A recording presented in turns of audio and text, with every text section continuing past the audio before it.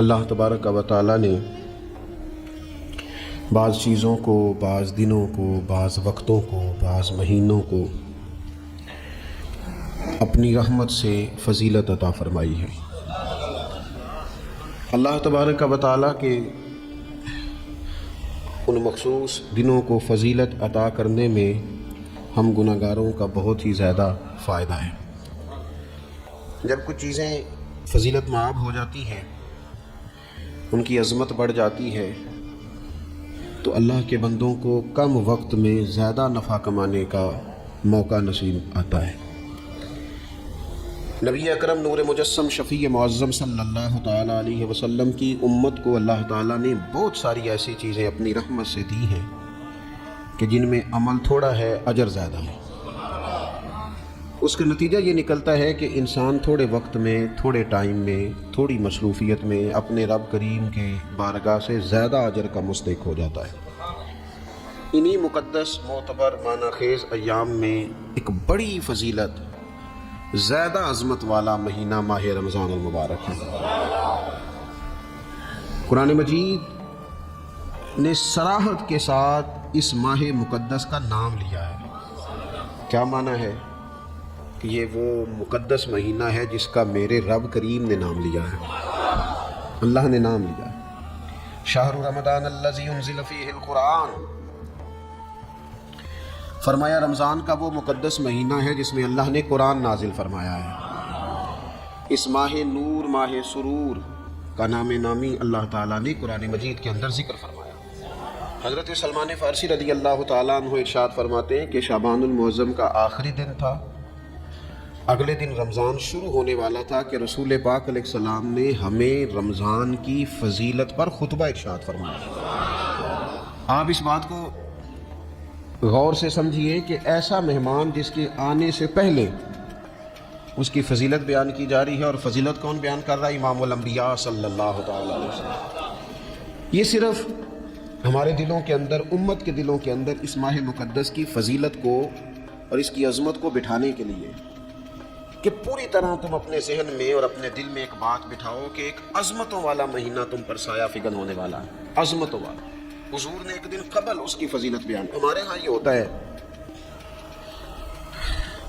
کہ ہم کسی چیز کی اہمیت کو لیتے ہیں لیکن سمجھتے ہیں کہ یہ کوئی روٹین ورک ہے، یعنی نارملی ہر سال رمضان شریف آتا ہے، اپنے وقت کے حساب سے چاند بدلتا ہے اور اپنے وقت پر رمضان شریف آ جاتا ہے۔ ہم سمجھتے ہیں کہ مطلب روٹین کا ایک معاملہ ہے، ایک روٹین کی چیز ہے۔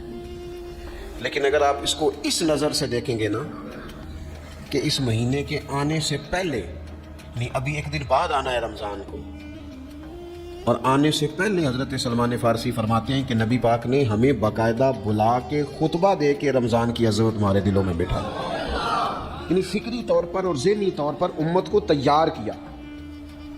فرمایا تم پر ایک ایسا مہینہ سایہ فگن ہونے والا ہے جو مبارک ہے تمہارے لیے، باعث برکت ہے تمہارے لیے۔ تم اپنے آپ کو ذہنی طور پر تیار کرو کہ ایک ماہ نور تمہارے قریب آ رہا ہے۔ جو رمضان، اسلامی عبادات جتنی بھی ہیں نا، وہ مخصوص پوجا پاٹ نہیں۔ اسلامی عبادات میں سے کوئی عبادت بھی ایسی نہیں جس کا مقصد ہی ہو کہ آپ نے اتنے وقت سے لے کر اتنے وقت تک فلاں عمل کرنا ہے۔ جتنی بھی عبادات ہیں اسلامی، وہ اپنے دامن میں کوئی نتیجہ رکھتی ہیں، کوئی رزلٹ رکھتی ہیں، اس کے ثمرات انسانی زندگی پر مرتب ہوتے ہیں۔ انسان کو تزکیہ نصیب ہوتا ہے، اس کے باطن کو صفائی نصیب ہوتی ہے، اسے خیر کرنے کا موقع ملتا ہے، تربیت کے بہت سارے مواقع اس میں پائے جاتے ہیں، بہت سارے اسرار و رموز کے ساتھ اسلامی عبادات ہیں۔ یہ جو رمضان المبارک ہے نا، یہ جو روزہ ہے، یہ روزہ اپنے دامن کے اندر تربیت رکھتا ہے، تربیت۔ یا ایھا الذین آمنوا کتب علیکم الصیام کما کتب علی الذین من قبلکم لعلکم تتقون۔ اے ایمان والو، تم پر روزے فرض کیے گئے جیسا کہ تم سے پہلے لوگوں پر بھی فرض کیے گئے تھے تاکہ تم تقوی اختیار کرو۔ روزہ تمہیں پرہیزگار بنائے گا، تمہارے اندر سے جو نفسانی چیزیں ہوں گی انہیں نکالے گا، اور اللہ تبارک و تعالیٰ کی طرف تمہارے دل کا رجحان ہوگا، تمہاری روح کا رجحان ہوگا، تمہیں تزکیہ دے گا۔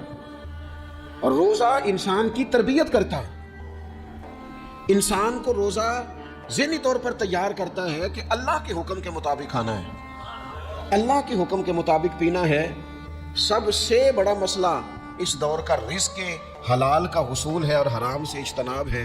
تو روزہ ہمیں یہ سبق پڑھاتا ہے کہ ہم وہی کھائیں گے اور اسی وقت کھائیں گے جو کھانے کا ہمیں ہمارے رب نے حکم ارشاد فرمایا ہے، اور جسے اللہ رسول منع کر دیں گے جتنی مرضی چمک دمک اپنے دامن میں رکھے، جتنی مرضی، لیکن ہم وہی لیں گے جو ہمارے لیے جائز ہے. آپ غور فرمائیے، روزہ لعلکم تتقون، روزہ تمہیں پرہیزگار کرتا ہے. بہت سارے لوگ ایک بات کرتے ہیں کہ عادتیں نہیں بدلی جاتی. یار کوشش کرتا ہوں لیکن میری عادت نہیں تبدیل ہوتی. میں آپ کو ایک رائے دینے لگا ہوں، مشورہ دینے لگا ہوں. میں آپ سے یہ عرض کرنے لگا ہوں کہ موقع آیا ہے رمضان شریف کا. رمضان میں نا بندہ روٹین میں اپنی عادتیں بدلتا ہے. کسی کو سویرے 7 بجے کھانے کی عادت ہے، کسی کو 9 بجے کھانے کی عادت ہے، کوئی صبح ناشتہ نہیں کرتا، دوپہر نہیں کھاتا ہے. لیکن رمضان آیا تو عادت بدل گئی. 7 بجے والا بھی نہیں کھا رہا، 9 بجے والا بھی نہیں کھا رہا، دوپہر والا بھی نہیں کھا رہا، سارے سحری میں کھا رہے ہیں. عادت بدل گئی، بالکل طبیعت بدل گئی، روٹین چینج ہو گئی. کوئی اٹھ رہا تھا صبح فجر میں اللہ کی توفیق سے، اللہ تعالیٰ معاف فرمائے، تو کچھ ایسے بھی تھے جو 9-10 بجے اٹھ رہے تھے، کچھ الحمدللہ فجر پڑھ کے چلو کسی وجہ سے پھر سو گئے، 10-11 بجے اٹھ رہے تھے، روٹین بدلی ہوئی تھی. رمضان آیا تو بدل گئی، سارے سحری میں اٹھ رہے ہیں. تہجد کے وقت سب کی آنکھ کھول رہی ہے. بالکل روٹین بدل گئی، حالات بدل گئے، معاملات تبدیل ہو گئے، اوقات تبدیل ہو گئے، دفاتر کے ٹائم تبدیل ہوئے، اسکولوں کے نظام تبدیل ہوئے، مدارس کے اوقات تبدیل ہوئے، ہر چیز کے اندر تبدیلی آئی. معنی کیا ہے کہ اللہ نے تمہیں موقع دیا ہے کہ عادتیں بدلی جا سکتی ہیں، اپنے آپ کو تبدیل کیا جا سکتا ہے، لائف سٹائل کو چینج کیا جا سکتا ہے. یہ موقع آیا ہے. ایک مہینہ ہے پورا، 2-3 دن 4 دن آپ کی روٹین بگڑ جائے نا سونے کی، یعنی روٹین سے ہٹ کے آپ سونا جاگنا شروع کر دیں تو پھر وہی روٹین بن جاتی ہے. پھر اسی ترتیب سے انسان سارے کام کرتا ہے. تو رمضان میں روٹین چینج ہوگی، سارے تہجد میں اور سحری میں اٹھیں گے. تو اللہ کرے نا یہ روٹین قائم رہے. رمضان میں تو اٹھتے تھے سحری کرنے کے لیے، تو اللہ کرے روٹین بن جائے اور سارا سال اٹھیں تہجد کی نماز ادا کرنے کے لیے. اللہ کرے روٹین بن جائے، چیزیں تبدیل ہو جائیں. وہ لوگ جن کو ڈاکٹر کہہ رہے تھے کہ دوائی بھی کھانی ہے اور پرہیز بھی کرنا ہے، تو وہ کہہ رہے تھے جی دوائی کھانا تو آسان ہے، پرہیز کرنا مشکل ہے. تو بدلنے لگی ہے نا روٹین، آ گیا نا رمضان، پرہیز کا ٹائم شروع ہو گیا. لہذا بہترین فائدہ یہ ہوگا کہ رمضان میں پرہیز ہوگی. ڈائٹ پلان بالکل بنایا جا سکتا ہے، اس میں چیزوں کو بالکل مرتب کیا جا سکتا ہے. تو رمضان شریف کے آنے سے پہلے ذہنی طور پر اپنی عادات کی تبدیلی کا پروگرام بنائیں. عادتیں بدل جایا کرتی ہیں.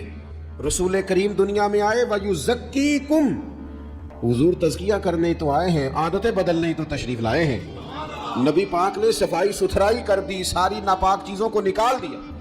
تو روٹین دیکھیں کہ رمضان میں تقوی کے حصول کے لیے اپنی عادات کو تبدیل کرنا ہے، اور اس کے لیے ذہنی طور پر اپنے آپ کو تیار کریں. وہ جو کہتے ہیں بچے سویرے نہیں اٹھتے، وہ روٹین بنا لیں. یہ موقع آیا ہے، ابھی سے ارادہ کر لیں کہ جناب ہم نے اس ترتیب سے اپنے گھر کو، ماحول کو، بچوں کو اس ترتیب سے ہم نے مرتب کرنا ہے چیزوں کو. یہ آپ ارادہ کریں، اللہ تعالیٰ مدد فرمائے گا. رمضان المبارک کی جو خاص فضیلت ہے، اس خاص فضیلت کو رمضان آنے سے پہلے ذہن میں بٹھا لیں، اور رمضان المبارک پورے کا پورا اس ذوق سے گزاریں کہ ذہن میں بات موجود ہو، ذہن میں کہ دراصل رمضان کیا ہے. اللہ کے پیارے رسول صلی اللہ تعالیٰ علیہ وسلم نے فرمایا، اے لوگو تم پر ایک عظیم المرتبت مہینہ سایہ فکن ہو رہا ہے. حضور فرماتے ہیں شہر مبارک، فرمایا یہ بڑا برکت والا مہینہ ہے، یہ برکتیں لے کے آیا ہے، یہ رحمتیں لے کے آیا ہے، یہ اپنے ساتھ عنایات لے کے آیا. اور نبی اکرم صلی اللہ تعالیٰ علیہ وآلہ وسلم نے فرمایا جو بندہ بھی قرب الہی کی نیت سے رمضان میں نیکی کا طلبگار ہوگا، فرمایا وہ اگر نفل نیکی کرے گا نا تو اللہ تعالیٰ اسے فرض کے برابر ثواب عطا فرمائے. اور حضور علیہ الصلوۃ والسلام فرماتے ہیں جو اس مہینے میں ایک فرض ادا کرے گا اللہ 70 فرضوں کے برابر اجر عطا کرے گا. اپنے ذہن میں ایک بات بٹھائی جائے، ذہن میں یہ بات بٹھائی جائے کہ یہ نا برکت والا مہینہ ہے، اس میں میرا ثواب بڑا ضربوں کے ساتھ آگے بڑھے گا. ایک ذہن بنایا جائے اور پھر ثواب اکٹھا کرنا شروع کر دیا جائے. پھر وہ ترتیب بنا لی جائے، کاروباری نہیں، روحانی ترتیب، کاروباری نہیں، یعنی نئے سے نئے سٹال نہ تیار کیے جائیں. مہنگائی کیسے کرنی ہے، اور کس طرح کر کے کن چیزوں کی آج کل مانگ ہوگی، کس ترتیب سے سودا پہلے ہی خریدنا ہے، مہنگا کیسے کرنا ہے، اللہ معاف کرے مصنوعی قلت کیسے پیدا کرنی ہے، کمائی کیسے کرنی ہے۔ رمضان کے اندر جناب لوگ ساری ترتیب لگا کے ساری، میرے ایک دوست ہیں میڈیکل کے شعبے سے وابستہ ہیں، تو مجھے کہنے لگے کہ ڈاکٹر بھی اپنی روٹین بدلتے ہیں اور معدے والی ساری دوائیاں بھی اکٹھی کر لیتے ہیں کیونکہ رمضان آنے والا ہے، یہ زیادہ لوگ استعمال کریں گے۔ وہ ماحول نہ پیدا کریں کہ ہر چیز دنیا داری ہو جائے، ہر چیز دنیا داری نہیں، ہر چیز کو ایک نیا روپ دے دیا جائے اور نیا سے نیا مال کمانے کا سلیقہ بنایا جائے۔ میں اکثر کہا کرتا ہوں کہ رمضان تو اس لیے تھا نا کہ اس میں کم کھانا ہے، تھوڑا کھانا ہے، لیکن اگر بندہ کہے کہ میں نے صبح کا چونکہ کھایا نہیں لہذا اب شام کو اتنا کھانا ہے کہ ہفتے سے پہلے ڈاکٹر کے پاس بھی جانا ہے، میں نے وہ سارا پوری کرنی ہے روٹین، تو پھر وہ مقصد کو نہیں نہ سمجھا، پھر اس نے اس خوبصورتی کو نہیں پایا جو خوبصورتی اس کو دین دینا چاہتا تھا۔ ایک تو رمضان کی فضیلت کو سمجھنا، اور پھر جب ہم روزہ دار ہیں، ہم نے روزہ رکھا ہوا ہے، تو نبی پاک علیہ السلام نے خود اس مفہوم کو کھول کے بیان کیا، فرمایا جس بندے نے جھوٹ نہیں چھوڑا، گناہ نہیں چھوڑا، گویا غیبت نہیں چھوڑی، بدی نہیں چھوڑی، اللہ کے محبوب علیہ الصلوۃ والسلام فرماتے ہیں پھر اللہ تعالیٰ کو اس کے بھوکا پیاسا رہنے کی تو کوئی ضرورت نہیں، کیونکہ لعلکم تتقون، تقوی اختیار کرنا تو روزے کا مقصد تھا، اور اگر اس نے وہ بات کو سمجھا ہی نہیں، استاد کے لیے صرف استاد ہو جانا ہی ضروری نہیں، اس کو پھر اپنے منصب کا لحاظ کرنا بھی ضروری ہے کہ میں استاد ہوں۔ والد کا صرف والد ہو جانا ہی کمال نہیں، اس کو پھر اس منصب کے تقاضوں کو بھی سمجھنا چاہیے کہ اب میں ایک باپ ہوں، اب میں روٹین میں وہ آزاد نہیں ہوں کہ جہاں میرا جی چاہے گا جاؤں گا، جہاں میری طبیعت چاہے گی میں کھاؤں گا، جہاں میرا دل کرے گا میں وہ کام کروں گا۔ اب آپ سرپرست ہیں، سربراہ ہیں، انسان دیکھیں نا، ایک شخص ہے وہ عالم ہے، اب علم پڑھ لینا صرف کمال نہیں، وہ اپنے منصب کو بھی تو سمجھے نا، اس منصب کے وقار کو، اس کے لحاظ کو بھی تو سمجھے نا۔ ایک آدمی اگر عمر رسیدہ ہے، بڑا ہے، بزرگ ہے، اور وہ چاہتا ہے کہ میری بزرگی کی وجہ سے میرا اکرام کیا جائے، تو اسے اپنے منصب کا بھی لحاظ کرنا پڑے گا۔ اس کو حضرت سعدی فرمایا کرتے تھے میں نے 18 سال کے بزرگ دیکھے اور میں نے 75 سال کے بچے دیکھے۔ حضور کیا مطلب؟ فرمانے لگے عمر ہو گئی لیکن اپنے منصب کا خیال نہ کیا، عادات بچوں والی رہی، اور فرماتے میں نے ایسے لوگ دیکھے جن کو شروع وقت میں ہی اللہ والوں کی صحبت نصیب آئی، تو وہ جو بزرگی ہے وہ پھر عمر کی وجہ سے نہیں ملی، وہ اللہ نے علم اور عمل کی وجہ سے عطا فرما دی۔ تو اپنے منصب کا لحاظ کرنا کہ میرا یہ منصب ہے۔ اسی طرح جب ہم نے روزہ رکھا ہوا ہوگا نا تو پھر ہم نے اس منصب کا بھی لحاظ کرنا ہے کہ میں روزے دار ہوں، پھر خالی بھوکے پیاسا نہیں رہنا۔ رسول پاک صلی اللہ تعالی علیہ وآلہ وسلم نے پتہ ہے روزے دار کی فضیلت کیا بیان فرمائی؟ اللہ کے محبوب صلی اللہ تعالی علیہ وسلم فرماتے ہیں کہ رب فرماتا ہے ابن آدم کا ہر عمل اس کے لیے ہے، روزہ میرے لیے ہے، اور فرمایا میں خود جزا دوں گا روزے کی، میں خود جزا دوں گا روزے کی۔ اور حضور فرماتے ہیں روزہ ڈھال ہے، جو شخص روزہ دار ہو وہ بےہودگی سے، فحش گوئی سے اجتناب کرے۔ اور اللہ کے محبوب صلی اللہ تعالی علیہ وسلم فرماتے ہیں اگر کوئی شخص اسے گالی دے، اگر کوئی شخص اس سے جھگڑا کرنا چاہے تو پتہ کیا جواب دے؟ اسے کہے بھئی میں روزے دار ہوں، میرے منصب کا تقاضا نہیں کہ میں تیرے ساتھ الجھوں۔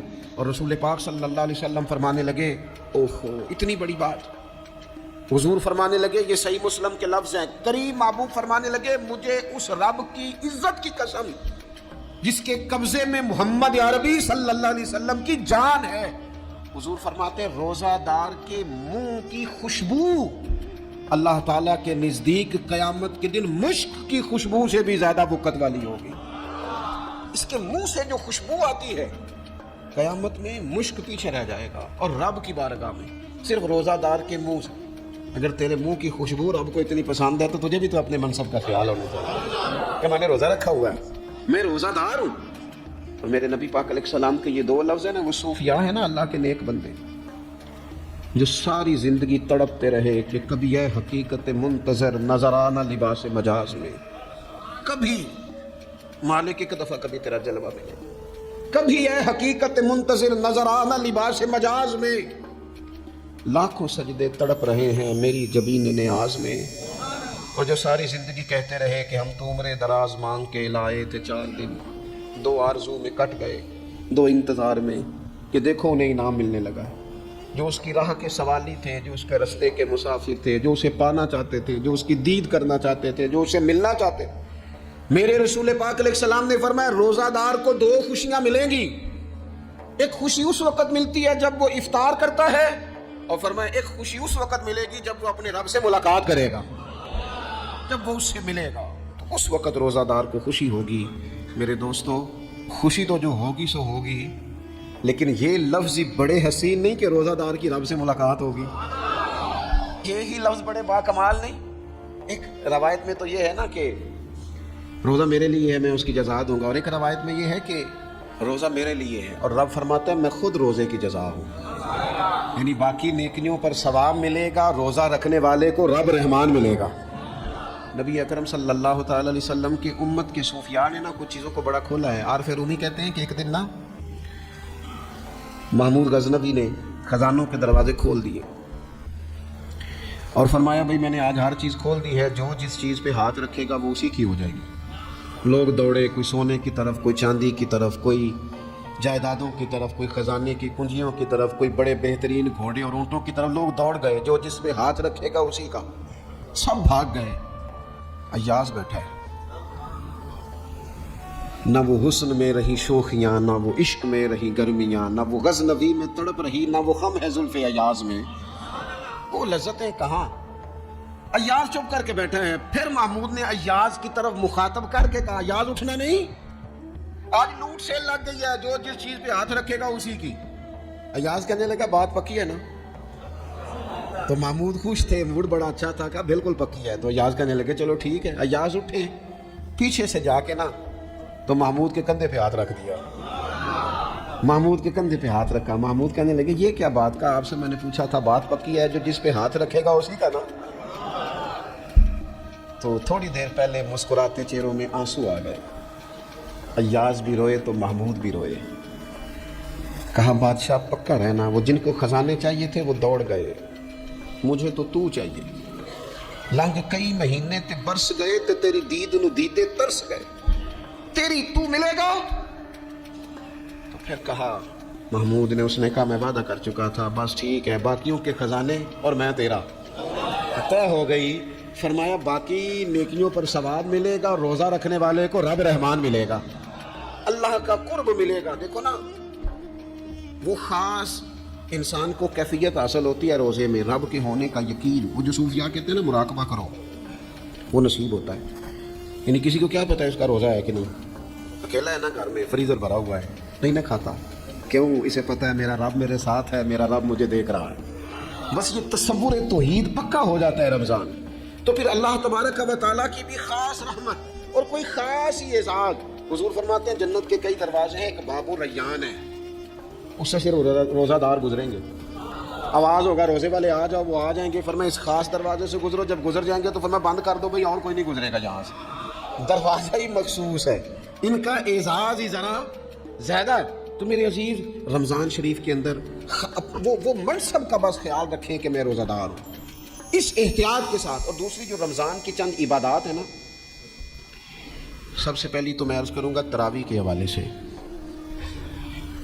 یہ بات یاد رکھ لیں کہ نبی پاک علیہ الصلوۃ والسلام نے فرمایا جس نے ایمان اور احتساب کی نیت کے ساتھ رمضان میں قیام کیا، اللہ اس کے پچھلے سارے گناہوں کو معاف فرما دے گا۔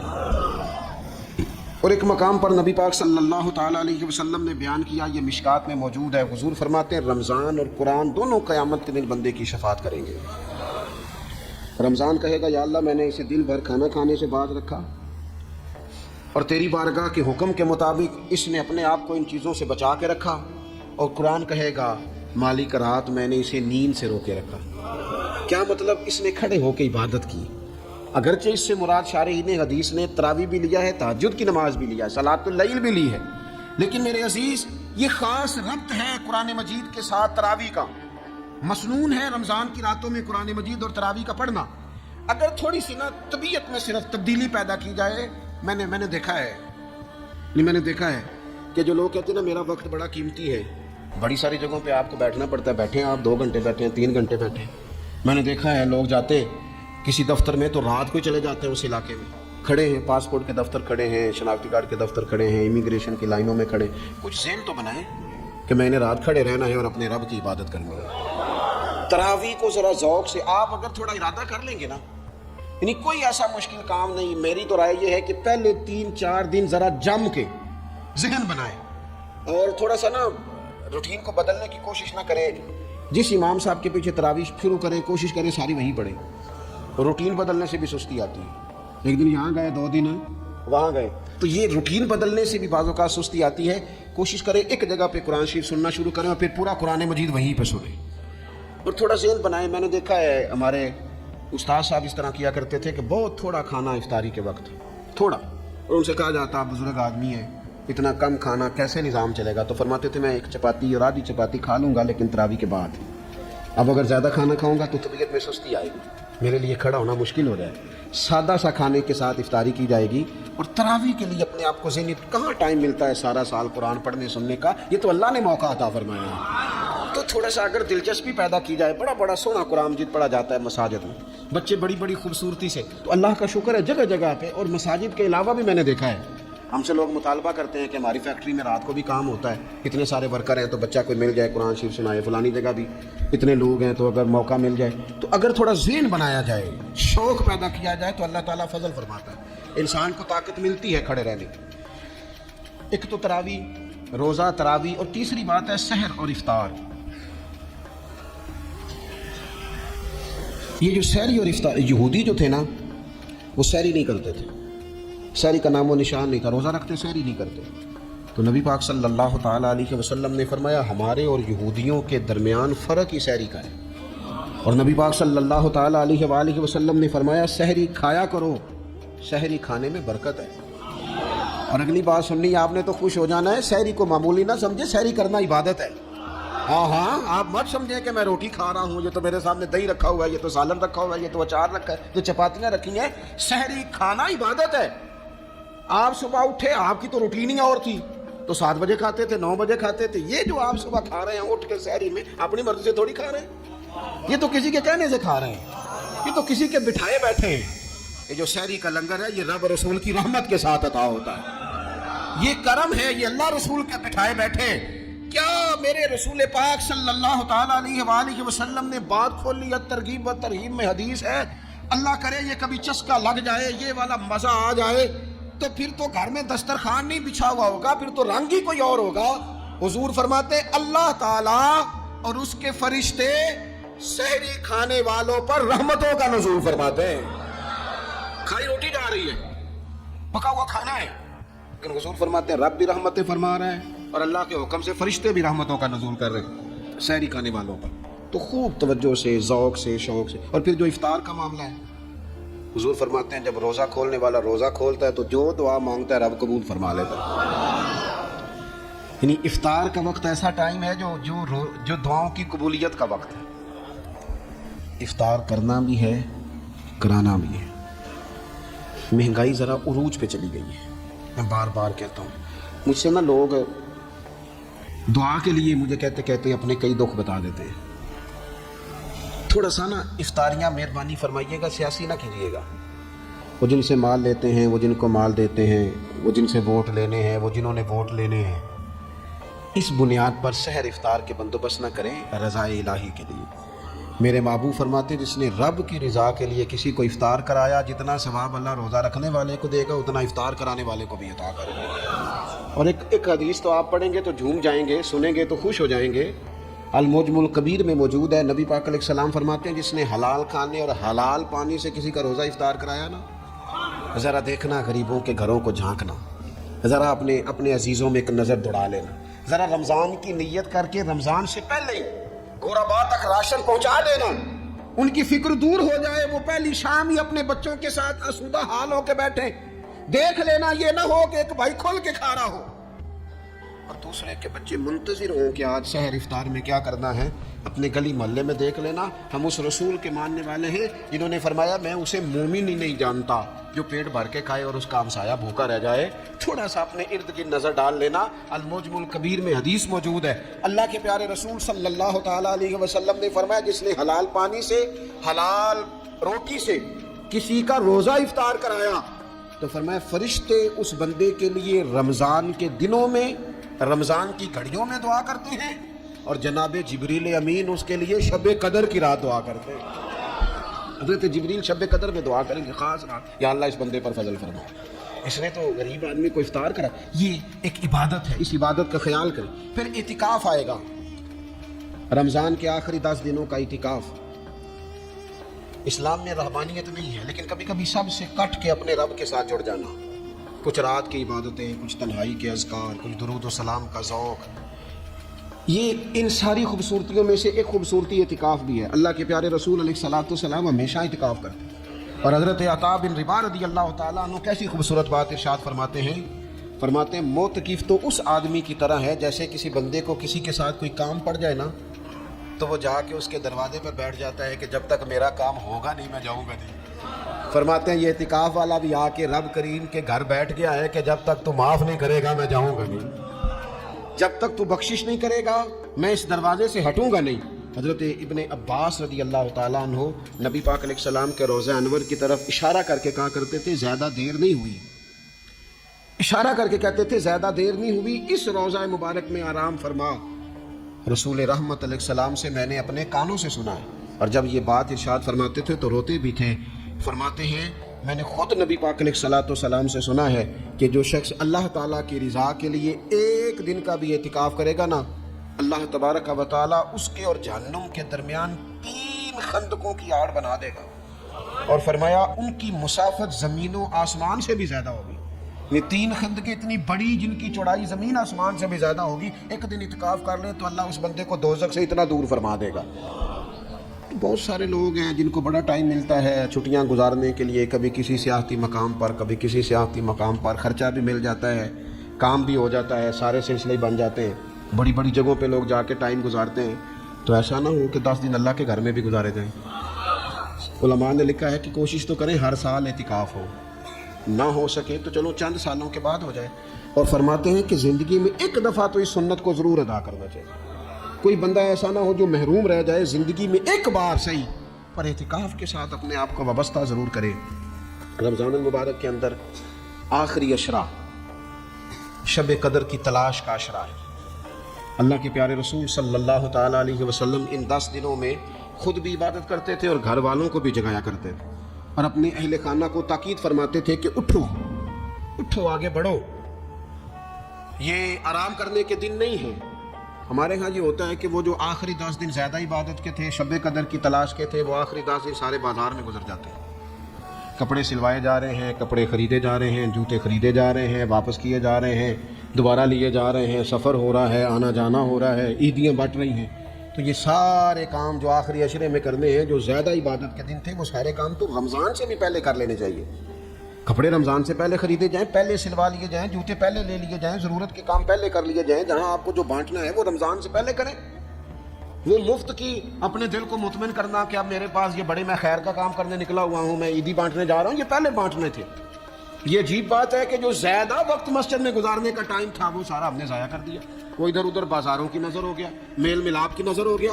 تو اگر چیزوں کو مرتب کیا جائے، میں تو دوستوں سے کہا کرتا ہوں زکوٰۃ کا حساب، صدقات کا حساب، صدقات فطر کا حساب، جتنے بھی روٹین کے کام ہیں اس کو کوشش کریں رمضان شریف سے پہلے آپ ترتیب دیں، آپ ان چیزوں کو پہلے سے مرتب کریں تاکہ وہ بہترین ہو جائیں۔ ہم تو اس دین کے ماننے والے ہیں جہاں نیت کرو تو اجر شروع ہو جاتا ہے۔ آپ رمضان کی نیت سے جو آج خرچ کریں گے اس کو اللہ تعالیٰ رمضان کے ثواب کے برابر ہی اجر عطا فرمائے گا۔ لیکن وہ ہم نا کچھ لوگ بڑا ایک صاحب مجھ سے کہنے لگے جی میں نے سنا ہے صدقہ فطر آخری عشرے میں ہی دینا چاہیے۔ میں نے کہا آپ کا پروگرام تب دینے کا، اس لیے آپ نے یہ گاڑا کر کے سن لیا، ذرا اس کو آپ نے زیادہ غور سے سن لیا ہے۔ آپ جب ضرورت محسوس کریں، جب آپ سمجھیں کہ کسی کو ضرورت ہے، ضرورت کے وقت کوئی چیز کام نہ آئی تو پھر کب جا کے کام آئی۔ تو میری آپ سے یہ اپیل رہے گی کہ پہلے سے چیزوں کو مرتب کریں، معاملات کو پہلے سے طے کریں۔ وہ لوگ بڑے اچھے ہوتے ہیں جو وقت پر منصوبہ بندی کرتے ہیں، جو چیزوں کو ٹائم پہ مرتب کرتے ہیں، وہ ٹائم جو ہمارا بالکل اللہ کی بارگاہ میں حاضری کا ہے، عبادات کا ہے، اگر وہ سارا گاڑیوں کی نظر ہو جائے گا، اسفار کی نظر ہو جائے گا تو ہم نے حاصل کیا کیا؟ ایک بات آخر میں بڑے درد کے ساتھ آپ کی خدمت میں عرض کرنی ہے، ہر سال کہتا ہوں، اس سال بھی کہوں گا، ذاتی اخراجات کو کچھ کم کیا جائے۔ ذاتی اخراجات نہ کچھ لوگوں کے بہت زیادہ ہیں، ان کے اپنے لباس کے، کپڑوں کے، اور وہ اخراج میں نے پچھلے جمعے بھی کہا تھا، اسلام زیبائش کی اجازت دیتا ہے، نمائش کی اجازت نہیں دیتا۔ نمائش والے کام اگر تھوڑے چھوڑ دیے جائیں کچھ بھی نہیں ہوتا۔ میں تو شاید اگر میں سینکڑوں کہہ دوں تو غلط نہیں ہوگا، لیکن بیسیوں تو لوگ ایسے ضرور ہوں گے کہ جو عید ساری سو کے گزارتے ہیں، سارا دن سوئے رہتے ہیں، پتہ نہیں وہ اتنے مہنگے مہنگے کپڑے کس لیے خریدتے ہیں، عید کی نماز پڑھی سو گئے، اور بھئی آپ کا فون بند تھا جی میں سو رہا تھا جی، تو بھئی وہ جو آپ نے 1.5 مہینہ درزی کے پاس آنا جانا لگایا وہ کس مقصد کا؟ رات کوئی پہننا تو کوئی پرانا جوڑا پہن لیتے۔ ایسی مصیبت کیا بنی ہوئی؟ اتنے مہنگے کپڑے خریدے، اتنا مہنگا جوتا لیا اور دن سارا سو کے گزار دیا۔ ذاتی اخراجات کم کریں۔ پتہ کیا ہے، فرق بہت بڑھتا جا رہا ہے، بہت بڑھتا جا رہا ہے۔ یعنی ایک جگہ پہ چیزیں پڑی ہیں، خراب ہو گئی ہیں، کھانے کا ٹائم نہیں، پہننے کا ٹائم نہیں، اور ایک جگہ وہ ہے کہ جہاں لوگ دوائی کو ترس رہے ہیں۔ گندم امیر شہر کی ہوتی رہی خراب، اور بچی کسی غریب کی فاقوں سے مر گئی، اور کسی نے کہا تھا کہ غریب شہر تو فاقوں سے مر گیا لیکن امیر شہر نے ہیرے سے خودکشی کر لی، اللہ معاف فرمائے۔ تو بہت ساری جگہوں پہ لوازمات زیادہ ہیں، اخراجات زیادہ ہیں، تکلفات زیادہ ہیں۔ اس رمضان میں مہنگائی کا جو زور ہے، حالات کی جو سنگینی ہے، اور تھوڑا پیچھے جائیں تو غریب علاقوں میں جس قسم پرسی کے ساتھ لوگ اپنا وقت بتا رہے ہیں، اگر صرف امیر لوگ اپنے کچھ ذاتی اخراجات کو کنٹرول کرنے میں کامیاب ہو جائیں تو بڑے سارے لوگ ایسے ہیں جن کے لیے وہ خوشیاں بانٹنے کا ذریعہ بنیں گے، اسباب۔ اور ویسے بھی زندگی سادہ کریں، آسان ہو جائے گی۔ زمین پر چلیں، آپ محسوس کریں گے کہ زندگی بہتر ہو گئی ہے، آسانی والی ہو گئی ہے۔ اللہ کی بارگاہ میں دعا کرتا ہوں اللہ تعالی ہم سب کو سمجھ نصیب فرمائے۔